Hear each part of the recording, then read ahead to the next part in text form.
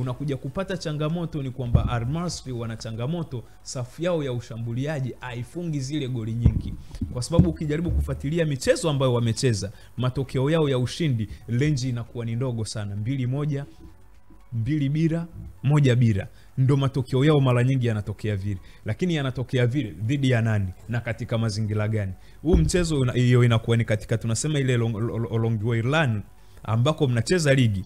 Tunaenda kucheza katika mchezo ambao ni wa knockout stage, mchezo ambao mbinu mara nyingi ndo zinatawala kuchezeka au kutumika katika michezo ya namna hii. Unakuja kumwangalia Fadlu Davis sasa. Ukiacha kuiangalia Al Masry, njoo angalie kama kocha wao atakuwa na mbinu ambazo ni madhubuti, anaenda kukutana na mbinu za Fadlu Davis. Fadlu Davis ambaye alishatuonyesha kama nilivyotanabaisha hapo awali, kaenda Tunisia akapata matokeo, kaenda Algeria kaonyesha mchezo mkubwa, kaenda Libya kaonyesha mchezo mkubwa, amekuja Tanzania ameonyesha michezo mikubwa na ya kuvutia na yenye matokeo ya ushawishi. Simba wanashinda michezo yao lakini kwa kushawishi. Unajua kuna timu inashinda tu. Kuna timu inashinda yani mechi inaisha unakuta mtu anapata matokeo lakini the way anavyocheza haikuconvince kuna kama haishawishi. Lakini kuna michezo ambao Simba ya kimataifa wameishinda, unapiga makofi. Wow. Yani wanashinda convincingly, wanashawishi. Wao matokeo walistahili kuyapata. Haya matokeo walistahili kuwa hivi. Wanayapata matokeo katika njia hiyo. Angalia mbinu namna Fadlu Davis anavyokuwa na kiseti kile kikosi. Structure wise Simba tokea Fadlu Davis aingie, Simba wanacheza katika muundo ule ule. Kinachokuwa kinabadilika ni yale majukumu ya mchezaji mmoja mmoja kiwanjani. Ndio maana unaweza ukaangalia, anaweza asiwepo mchezaji A katika kikosi cha Simba, akawepo mchezaji B, lakini bado ukakuta flow ya timu ni ile ile. Kinachokuja kutofautisha sasa pale ni yale madaraja ya wachezaji, kwa sababu tumeshuhudia Fadlu Davis akiwa anacheza na back 3, lakini tumemwona akiwa anacheza na back 5, tumemwona akiwa anatumia ile 4-4-2 ambao ni mfumo wa dunia, mfumo mama wa kimpira, lakini 4-3-3 tumeona ameshatuonyesha anafanya vile. Tumeona ametuonyesha anatumia 4-2-3-1 ambako mshambuliaji anakuwa Steven Dese Mkwara peke yake au Lionel Ateba peke yake. Kwa hiyo Simba imekuwa katika taswira mbalimbali na timu ambayo mara nyingi wanakuambia kwamba kikombe ambacho hakijavunjika hakihitaji kufanywa marekebisho. Na mara nyingi ndio maana unaweza ukaona kikosi cha Simba wachezaji wanaocheza ni wale wale mara nyingi kwa dakika nyingi. Maana yake mwalimu kashapata kikosi ambacho mwalimu alishapata kikosi chake cha kutumia. Maana sasa hivi ajengi timu tena. Sasa hivi ana timu. Analo jeshi lake ambalo anaamini kwamba hao wakienda kiwanjani watasimama kwa ajili ya kuhesabiwa kwa sababu ya nembo ya Simba Sports Club. Na amekuwa akipata matokeo katika mtindo huu. Kwa kubadilika kutokana na hali ya michezo, kutokana na hali ya mazingira, kutokana na hali ya wapinzani, alishaonyesha kimbinu kwa upande huo yuko vizuri. Kinachokuja sasa kubaki ni namna wachezaji wa Al Masry watakavyoenda kuexecute, kuyachakata yale mawazo ya kimbinu ambao wamepewa na benchi lao la ufundi dhidi ya yale mawazo ya benchi la ufundi ambalo Simba Sports Club chini ya Fadlu Davis wameyapanda na kuwaelekeza wachezaji wa Simba wakatekeleze kiwanjani. Mimi nina swali kwa upande wa fuadi ya Simba kuelekea katika mchezo wa leo. Wana Dese Mkwala lakini pia wana Lionel Ateba. Ili mwalimu Fadlu Davis aweze kuwin mchezo wa leo, kwa sababu mchezo wa leo hata kama hajapata matokeo asipoteze, na hata akipoteza asipoteze kwa idadi kubwa ya magoli ili kulinda, kwa sababu hapa tutafuti pointi 3. Hii ni knockout. Sawa. Naam. Kwa aina washambuliaji hao wawili, Ramsey ni mshambuliaji gani Fadlu aanze naye ili kupata matokeo, au aanze na wote wawili? Whatever the case is, nafikiria kwa aina ya timu ambayo kwa aina ya mpinzani ambaye anaenda kukutana naye. Yes, umewachambua kwenye engo zote. Al Masry umekuja kwa Simba, tunawafahamu washambuliaji wa Simba hawa wawili. Naam. Tunawafahamu Dese Mkwala na Lionel Ateba. Ili apate matokeo Fadlu kwa washambuliaji hawa, tunajua wana viungo ambao wanaweza kufunga, lakini kazi ya kwanza ya kufunga ni ya mshambuliaji. Naam.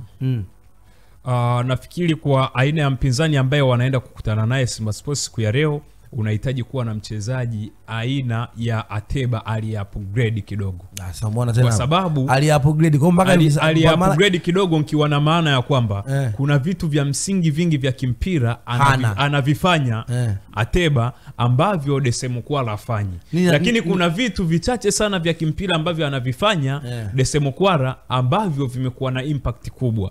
Ujue katika mpira wa miguu ukiziacha zile namba zote ambazo zinazungumzika, kila kitu duniani huwa kinahesabika kwa namba.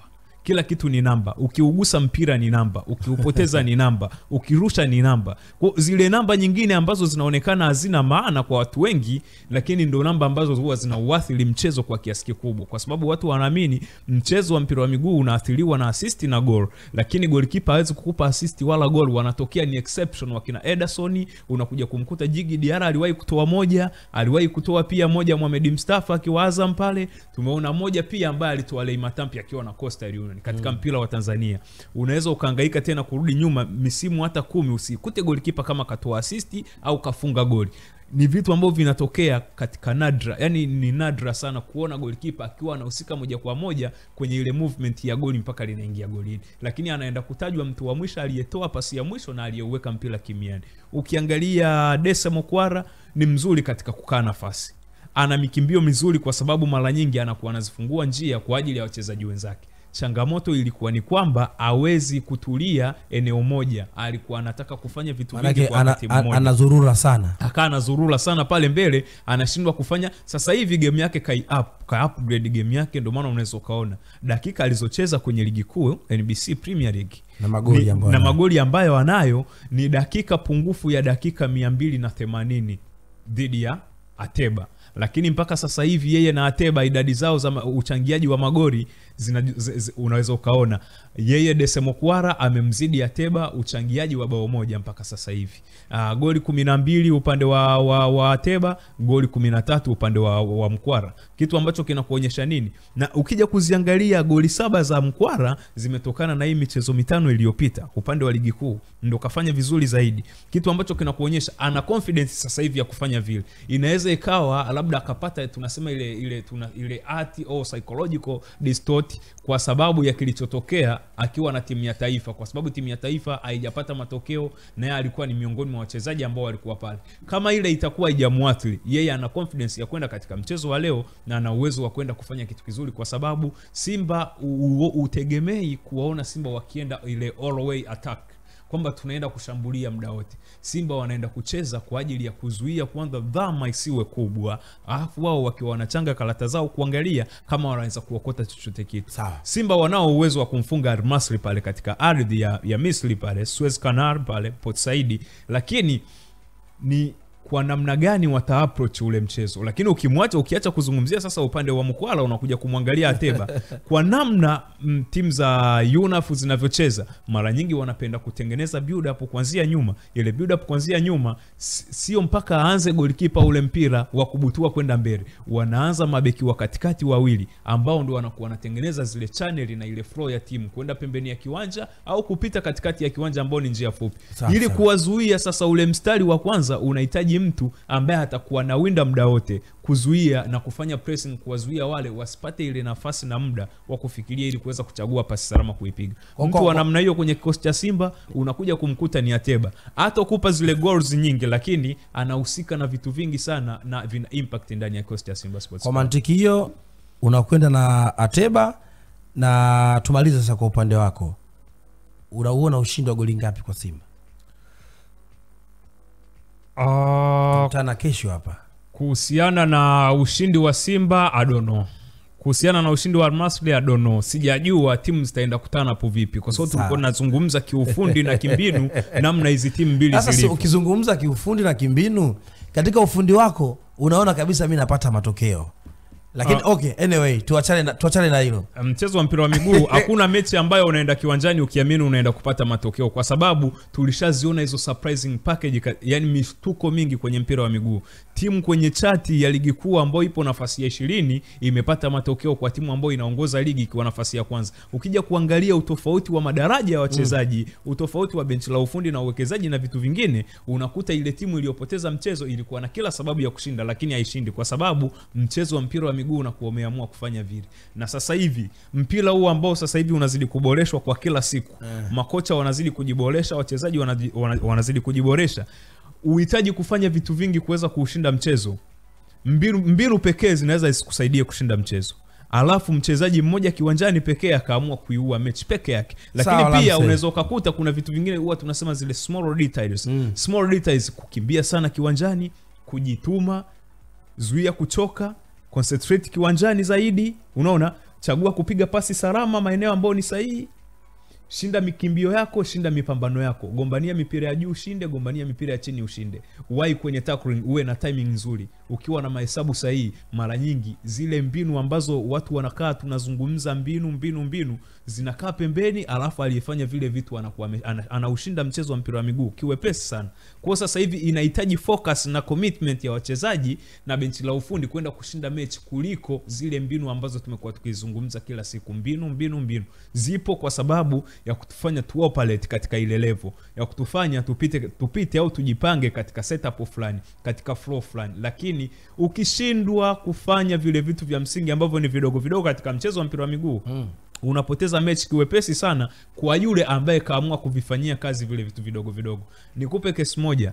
Msimu ambao Liverpool wanachukua ubingwa wa mwisho wa ligi kuu wakiwa na Jurgen Klopp, Liverpool walienda kuajili mtaalamu wa mipira ya kurushwa,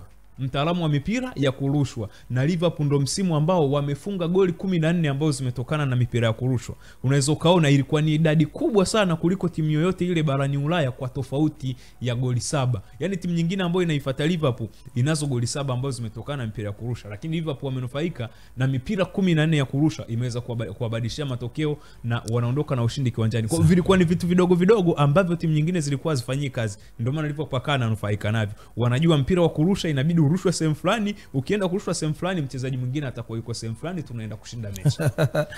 Sawa. Huyo ni Ramsey alikuwa anauchambua mchezo wa Simba dhidi ya Al Masry ambao unapigwa majira ya saa 1 kamili. Tupo na